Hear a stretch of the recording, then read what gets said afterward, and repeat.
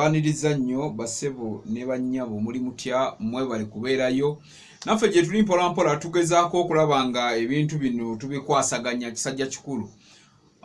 naye nga amawulire gembaletedde olwaleero nzize kukuwa ggulire lya Gen.Kasirye Ggwanga jjukira nti olwaleero lwagalamizibwa ku bijja by'abajjajjaabe emitiiyana era nga abantu batono ddala naffe twagezezzaako okwakisesingayo naye nga ab'amawulire abakkiriziddwa beba UBC ne Vision Group abatonotono era nga zina emikutu emirala bajja okwo ne babeera nga baweereza eggwanga oba abantu abataagenzeeyo so si abo bokka nti bamawulire naye waliwo n'abalala abagaaniddwa olw'ensonga y'ekirwadde ekya COVID. Omugenyi omukulu abadde CDF kuziika kuno mpozi wenkwedde eggulire lino agenda kuziikibwa ssaawa kyategerekeseeko nti agenda ziikibwa ku 8 naye ne bamaani bagamba ate mbu 10 so nitugamba katujje tukuwe buwi kiki ekiriwo okwogera kuwedde bangi boogedde okwekuli abafamire abako n'ab'emikwano saako n'ab'emirimu egy'enjawulo Gen.Kasirye Ggwanga mpozi ate musajja ayogerwako nnyo ng'omuntu abadde ayagala ensi ye ng'omuntu abadde aw'ekitiibwa abantu bonna mpozi briefly nga bwe nakuyitiramu luli nti omusajja ono yali munnamagye naye yagendayo lwa nsonga okitegeera munnamagye eyayingira amagye ng'awoolera ggwanga that's why bamuyita Kasirye Ggwanga amannya ge ye Kasirye Ggwanga Waswa Samuel Kasirye Ggwanga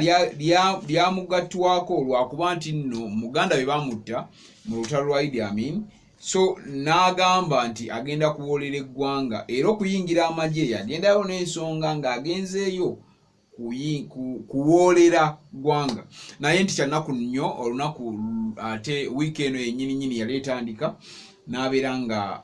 assa omukka gwe ogw'enkomerero wali mu ddwaliro e Nakasero waliwo ensasagge era wabaddewo bingi ebibadde bijja bigamba nga bagamba awo nno wetwalabira ne famire eya omukulu Kaweesi era sayidi eyo ne bagamba nti webagenda omuziika tebagenda muziikawo naye kirungi byamaze ne bitereera era ne babisetulinga newankubadde nga bakyali eyo bagira bayogerayogera ebitonotono okuziika emitiiyana kugobereddwa mu mitendera gy'enjawulo omukulu Gen. Katumba Wamala yabadde yakulidde ekintu kino ekyokuziika Gen.Kasirye Ggwanga. Katumba Wamala ayogedde abakulu mu biti ebyenjawulo boogedde ababaka ba Parliament omuli Alan Sewanyana okuva e Makindye abaddeyo nnyo omuli omukulu Sewungu abaddeyo nnyo omukulu Kalwanga ow'emitiiyana ate naye abaddeyo olw'ensonga mu kitundu ekyo kyennyini omukulu Kalwanga ate yakiikirira yabadde akiikirira Gen.Kasirye Ggwanga n'abafamire so era naye ayogedde ku kufa kw'omukulu ono era n'ayogera ku birungi ebibadde ku Gen.Kasirye Ggwanga so omukulu ono mpozi ba generals abasinga bonna abasinga bannange bagenze mu kuziika era babaddeyo mu kuziika Gen.Kasirye Ggwanga bajjeno gwe boomanyi bonna mu biti ebyenjawulo bambi bafuddeyo ne bagamba nti no katugende ate tusiibule munnaffe okusobola okubeera ng'ekintu kino akikwasaganya mpolampola agenze awumule mirembe Gen.Kasirye Ggwanga ebyafaayo bye ebitonotono luli bye nakuwaako just ngenda kwongerako bwongezi naye nga omukulu ono yaliko governor ye yateekawo ekintu yaliko governor wa Mubende olwo mitiiyana baali tebanaba kugijja ku Mubende nga Mubende yonna nga tennabakwa mitiiyana nga tennayawukana ku Mubende omanyi mitiiyana baagisala ku Mubende so yaliko governor oba muyite LC5 yo bwe yali yeeyita era abakulu bano bonna chairman wa mitiiyana ayogeddeko eri eggwanga n'ayogera ku kufa kw'omugenzi oba n'ayogera ku byafaayo by'omugenzi wamu n'ow'emubende aliko kati era naye ayogeddeko eri eggwanga n'abeera nga mu butuufu buli omu ayogera birungi byereere ku mugenzi omukulu Joseph Luzige oyo w'Emityana, mpozi ate n'omukulu Kibuka Amoti oyo w'Emubende naye yayogeddeko eri eggwanga ku kufa kw'omugenzi. Mpozi obubaka bwavudde mu Bwakabaka bwa Buganda okuva ewa Katikkiro, yabadde n'obubaka obubwe, ate mpozi n'okuva ewa Ssaabasajja Kabaka wa Buganda naye yabadde n'obubaka era bwe yasindisa obubaka bwa Ssaabasajja Kabaka wa Buganda. Ebigambo eby'amakulu ebitonotono ebibaddemu nga biyitirivu nnyo ino biwulira, agamba omusajja ono talidde mu kabaka we lukwe, abadde muntu w'abantu era nga abadde ayagala nnyo eggwanga lye. Obubaka bubadde bwa Ssaabasajja Kabaka wa Buganda. Ate mpozi bwasomeddwa mwami Birigwa era nga yavudde mu Bwakabaka bwa Buganda. Obubaka okuva wa president, jukira president abadde eyo, ebintu bino byonna president ayina ate ensonga enkulu ennyo eziri mu State House zaali mu kwasaganya naye nga tabadde, wabula yatumye ababaka ab'enjawulo ne bajja ne bakwasaganya ekintu kino. So mu ngeri emu oba endala okubeera nga ekintu kikwasaganya mpola mpola, webale kutulaba naye nga ngezako okukuyisa mu ebyo ebitonotono olwaleero.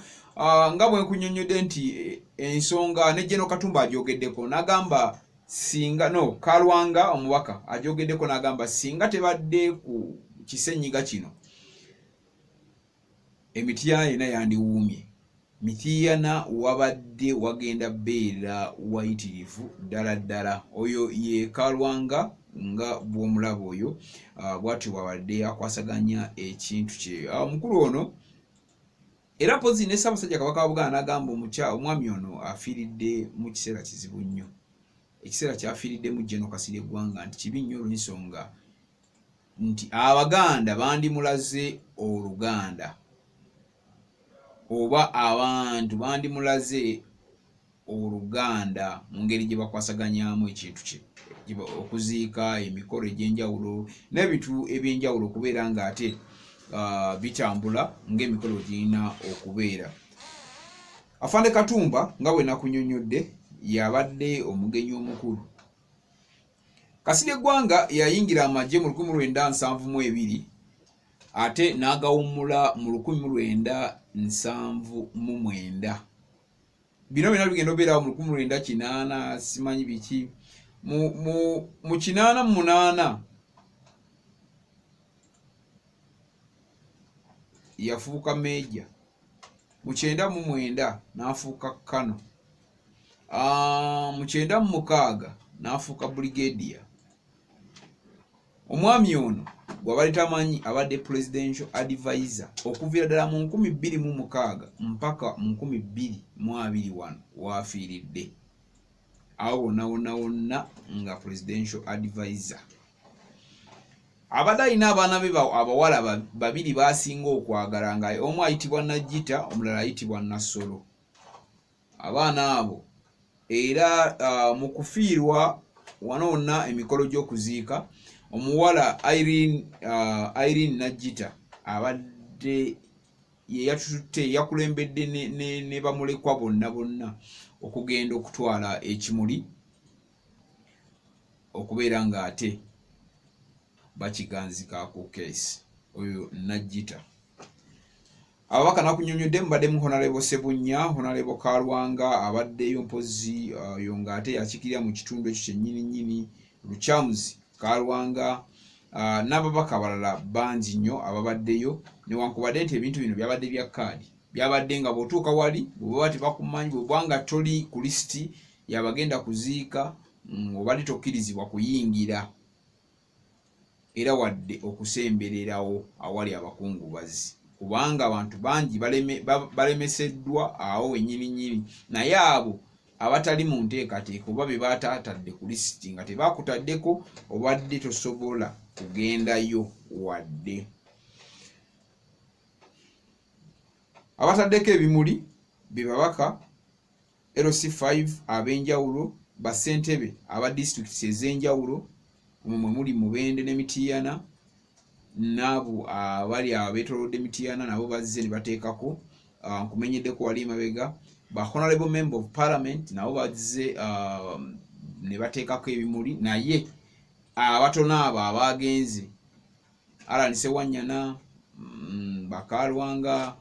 n'abalala kubanga Alan Sewanyana ye mubaka wa Makindye ate nga omugenzi gyabadde yebadde eri amakage ate eri Mityana Kalwanga Luchamuzi ye mubaka waayo ate